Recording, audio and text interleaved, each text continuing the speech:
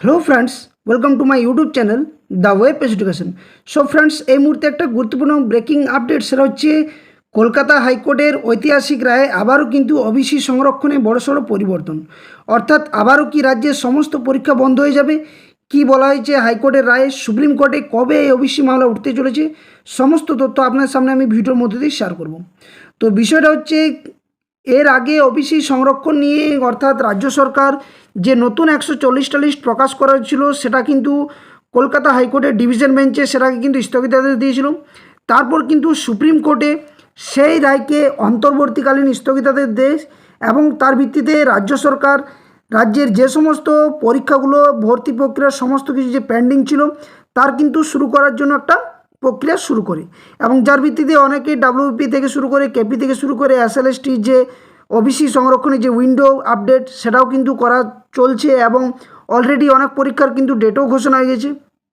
কিন্তু আবারও একটা নতুন যে বাধা সৃষ্টি হয়েছে, সেটা হচ্ছে কলকাতা হাইকোর্টের একটা রায়ের ভিত্তিতে। এখানে যে রায়টা, সেখানে বিচারপতি বলেন যে জয়েন্ট এন্ট্রান্স যে পরীক্ষা, সেখানে কিন্তু রাজ্যের যে এর আগে 66টা লিস্ট ছিল বা তালিকা ওবিসি সংরক্ষণ ছিল, সেটা কিন্তু মান্যতা পাবে। অর্থাৎ 2010-এর আগে পর্যন্ত যে সমস্ত ওবিসি তালিকাগুলো যেগুলো কলকাতা হাইকোর্ট বাতিল করেনি, অর্থাৎ যে 66টা ক্যাটাগরি বা কাস্ট ছিল, তাদের কিন্তু মান্যতা দিয়েই কিন্তু জয়েন্ট এন্ট্রান্সের পরীক্ষার কিন্তু রেজাল্ট পাবলিশ করতে বলা হয় এবং সাথে সাথে ভর্তি প্রক্রিয়া কিন্তু করতে বলা হয়। বাকি যে নতুন করে যে আবার 140টার মধ্যে যে বাকি থাকলো 74টা লিস্ট, সেটা কিন্তু এখনও পর্যন্ত মান্যতা দেয়নি, এবং যার ভিত্তিতে একটা বোঝা যাচ্ছে যে এখনও পর্যন্ত যতক্ষণ পর্যন্ত না সুপ্রিম কোর্টে এই রায় আসছে, ততক্ষণ পর্যন্ত কোনোভাবেই যে নিয়োগ প্রক্রিয়া যে একটা সমাধান হয়েছে বা ওবিসি যে ঝামেলা, তার একটা যে সমাধান হয়েছে, সেটা কিন্তু এখনও পর্যন্ত কেউ বুঝে উঠতে পারছে না। তো আসুন, এটা নিয়ে ভিডিওতে সমস্ত তথ্যগুলো আপনার সামনে আমি শেয়ার করার চেষ্টা করছি। তো যারা চ্যানেলে নতুন আছেন, অবশ্যই চ্যানেলটি সাবস্ক্রাইব করবেন এবং পাশে থাকা বেল নোটিফিকেশন করবেন, যাতে করে সমস্ত ধরনের news update, notification, case update আপনাদের সামনে তুলে ধরতে পারি। আর সাথে সাথে বলবো, ভিডিওটি লাইক ও বাকিদের সাথে শেয়ার করে অবশ্যই চ্যানেলটি গ্রো করার চেষ্টা করুন। তো আমরা এর আগে যদি সুপ্রিম কোর্টের অ্যাপিলেটেড সাইডে যাই, ডেলি যে কজ লিস্ট, সেখানে যদি ডায়েরি নাম্বার আমরা দেখতে পাই, তো এটা হচ্ছে ওবিসি কেস মামলার মূল যে মামলার সেটা, যার ডায়েরি নাম্বার 27287/2024। যে মামলাটি আমরা সকলেই হয়তো অবগত, the states of West Bengal versus Amalchandra Das মামলা। এই মামলার ডায়েরি নাম্বার দেখতে পাচ্ছেন আপনারা 27287/2024। এটার আগে কিন্তু লাস্ট শুনানি হয়েছিল 18/3। তারপর কিন্তু রাজ্য সরকার তরফ থেকে একটা সময় চাওয়া হয়েছিল। সেই সময়ের ভিত্তিতে রাজ্য সরকার সার্ভে করে, সার্ভে ভিত্তিতে একটা নতুন ওবিসি তালিকা প্রকাশ করে, যেখানে 140টা জাতিকে মান্যতা দেওয়া হয়। তারপর পরেই কিন্তু হাইকোর্টে যখন এটা নিয়ে ওঠে, তখন হাইকোর্টে নানান বচসা আর্গুমেন্ট হয়, যার ভিত্তিতে কলকাতা হাইকোর্ট স্থগিতাদেশ দেয়। সেটা নিয়ে আবার সুপ্রিম কোর্টে যায় রাজ্য সরকার। সেখানে সুপ্রিম কোর্ট কিন্তু কলকাতা হাইকোর্টের যে রায়, সেটাকে অন্তর্বর্তীকালীন স্থগিতাদেশ দেয় এবং তার ভিত্তিতে রাজ্য সরকার বিভিন্ন রিক্রুটমেন্ট প্রসেসগুলো শুরু করে। কিন্তু গত কয়েকদিন আগে দেখা গেছে যে কলকাতা হাইকোর্টে জয়েন্ট এন্ট্রান্সের পরীক্ষা নিয়ে কিন্তু এই যে 140টা লিস্ট, সেটা নিয়ে কিন্তু একটা বাধা সৃষ্টি করে, এবং যেখানে পুরনো যে 66টা লিস্ট বা তালিকা যে জাতি ছিল, তাকে কিন্তু মান্যতা দেয়, বাকি 74টাকে কিন্তু মান্যতা দেয়নি। সেখানে জয়েন্ট এন্ট্রান্সের রেজাল্ট থেকে শুরু করে, ভর্তি প্রক্রিয়া থেকে শুরু করে সমস্ত ক্ষেত্রে, এবং যার ভিত্তিতে রাজ্যের সমস্ত যে কলেজ বিশ্ববিদ্যালয়গুলিতে ভর্তি, সেটাও কিন্তু বন্ধ। তো এই মামলার পরবর্তী কিন্তু একটা শুনানির ডেট, যেটা কম্পিউটার জেনারেটেড ডেট, এর আগেও কিন্তু ডেট হয়েছিল 2-3টা, যেটা গত জুলাই মাসে হয়েছিল, কিন্তু সেটা হয়নি। এটা ডেট যেটা দেখাচ্ছে, সেটা হচ্ছে 12ই আগস্ট, অর্থাৎ টুইসডে, যেটা কিন্তু এখনও পর্যন্ত কম্পিউটার জেনারেটেড, অর্থাৎ ফাইনাল কিন্তু ডেট এখনও ফিক্সড হয়নি। তাই এটা নিয়েও কিন্তু এখনও পর্যন্ত সমস্যা রয়েছে যে আদৌ 12ই আগস্ট এই মামলার শুনানি হবে কি হবে না, সেটা নিয়েও কিন্তু একটা প্রশ্নচিহ্ন রয়েছে। তো মামলাতে কি কি ঘটেছে, কেন কলকাতা হাইকোর্ট এই যে মান্যতা দেওয়ার কথা বা যে 140টা নতুন লিস্টকে বাতিল করেছে, এখনও পর্যন্ত সম্পূর্ণভাবে বৈধতা দেয়নি কলকাতা হাইকোর্ট, তো কি ঘটেছে, তাই তার মামলার যে বিষয়বস্তু, সেটা আমরা বাংলাতে যেমনভাবে আমি শেয়ার করে থাকি আপনাদের সামনে, সেটা তুলে ধরার চেষ্টা করছি। ওকে, তো ভিডিওটা কেউ স্কিপ না করে শেষ পর্যন্ত দেখবেন।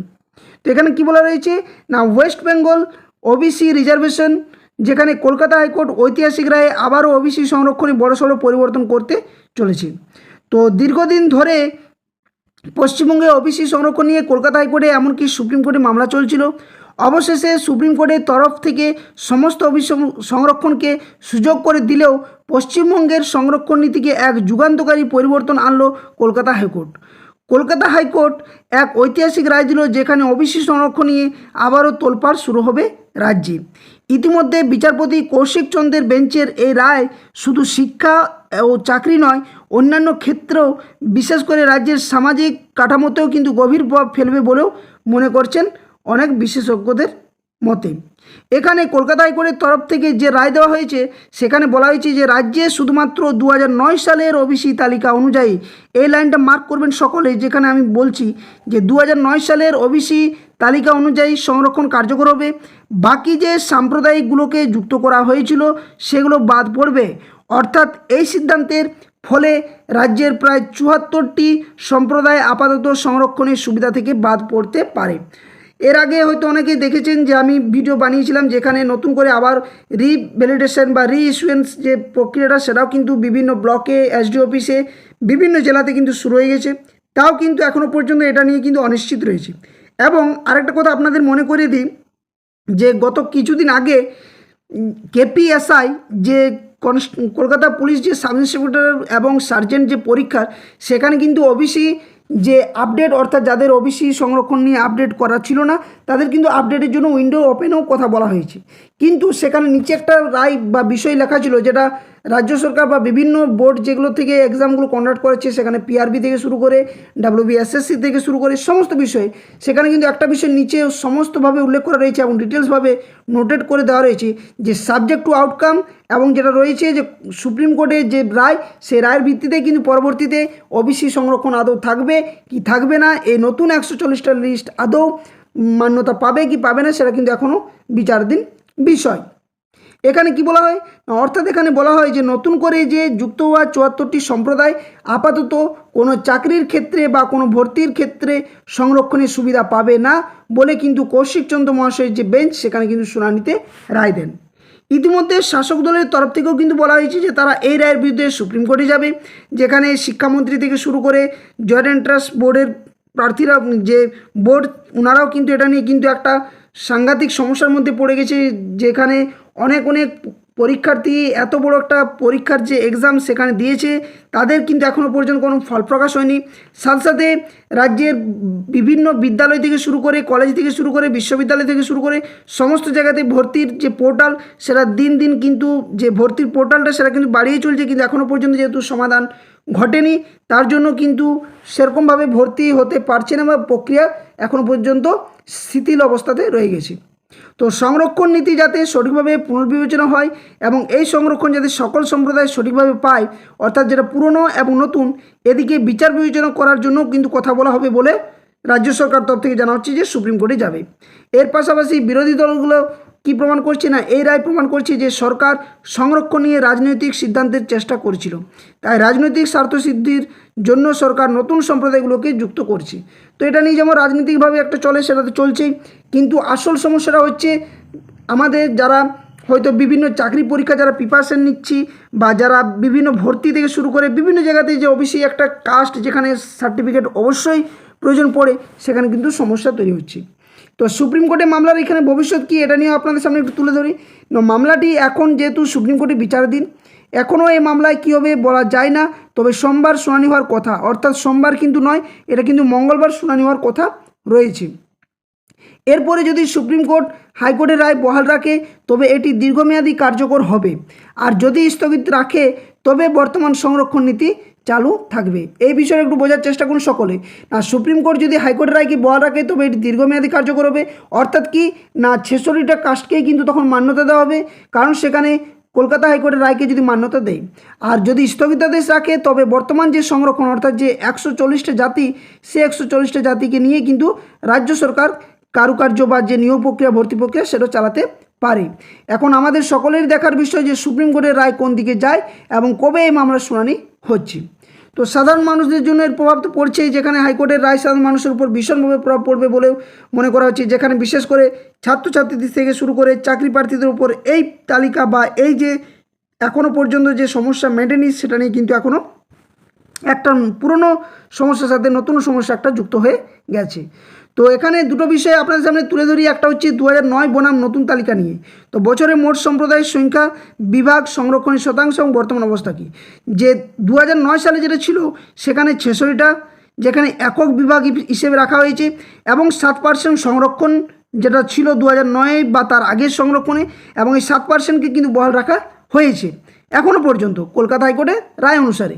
আর 2010-12 বা তার পরবর্তী ক্ষেত্রে যে সমস্ত 140টা জাতিকে, যেখানে ওবিসি এ এবং বি মিলে 140টা যে জাতি, সেটা কিন্তু যে 17% যে দুটি বিভাগ মিলে যে সংরক্ষণ একসাথে, সেটা কিন্তু এখনও পর্যন্ত স্থগিতাদেশ রাখা হয়েছে। অর্থাৎ এখনও পর্যন্ত এটার বহাল নেই, বা কলকাতা হাইকোর্টও কিন্তু কোনোভাবে রায় দিতে পারছে না।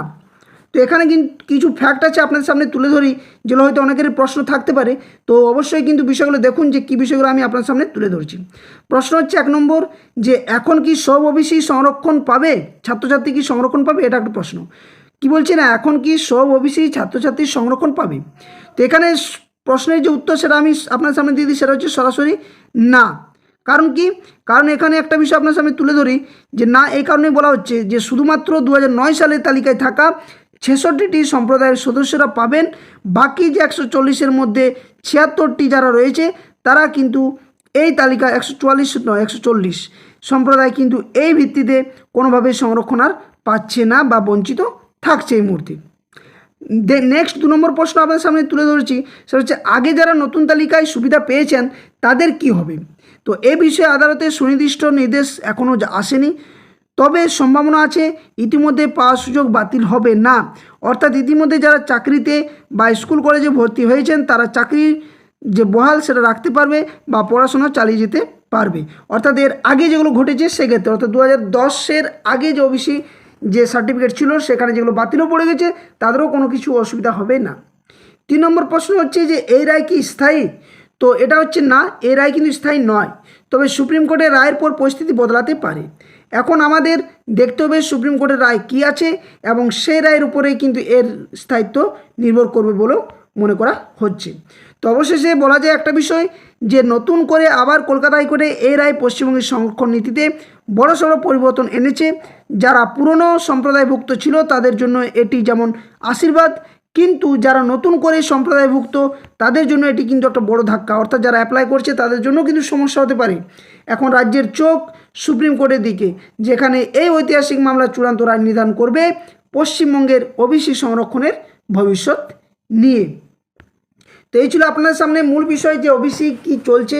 হয়তো অনেকেই বিষয়গুলো জানেননি, বা যারা জানেন ভালো জিনিস, কিন্তু এগুলো জানা দরকার যে ওবিসি সংরক্ষণে যে এত তোলপাড় চলছে, বা এই যে ফর্ম ফিল আপ হচ্ছে বা নিয়োগ প্রক্রিয়াগুলো একটা একটা করে শুরু হচ্ছে, সেখানে কিন্তু জয়েন্ট এন্ট্রান্সের মতো একটা পরীক্ষার রেজাল্ট, সাথে সাথে ভর্তির প্রক্রিয়া কিন্তু এখনও পর্যন্ত কলকাতা হাইকোর্টের তরফ থেকে কোনোভাবে রায় দেয়নি যে নতুন ওবিসি যে তালিকা প্রকাশ করা হয়েছে তার ভিত্তিতে পরীক্ষা, যে জয়েন্ট এন্ট্রান্সের রেজাল্ট, সাথে সাথে ভর্তি, এগুলো করা হোক বলে। তো এই ছিল আপনাদের সামনে মূল আপডেট। যদি ভিডিওটি ভালো লাগে অবশ্যই ভিডিওটি লাইক করবেন, শেয়ার করবেন, আর যারা এই ধরনের তথ্য পেয়ে উপকৃত হচ্ছেন অবশ্যই বলবো চ্যানেলটি সাবস্ক্রাইব করে পাশে থাকা বেল নোটিফিকেশন করবেন, যাতে সমস্ত তথ্য আপনার সামনে পৌঁছে যায় এবং সঠিকভাবে উপস্থাপন করতে পারি। আর চ্যানেলটি গ্রো করার জন্য অবশ্যই চ্যানেলের পাশে থাকুন, সকলে শেয়ার করুন ভিডিওটা। ধন্যবাদ, জয় হিন্দ, সকলে সুস্থ থাকুন, ভালো থাকুন।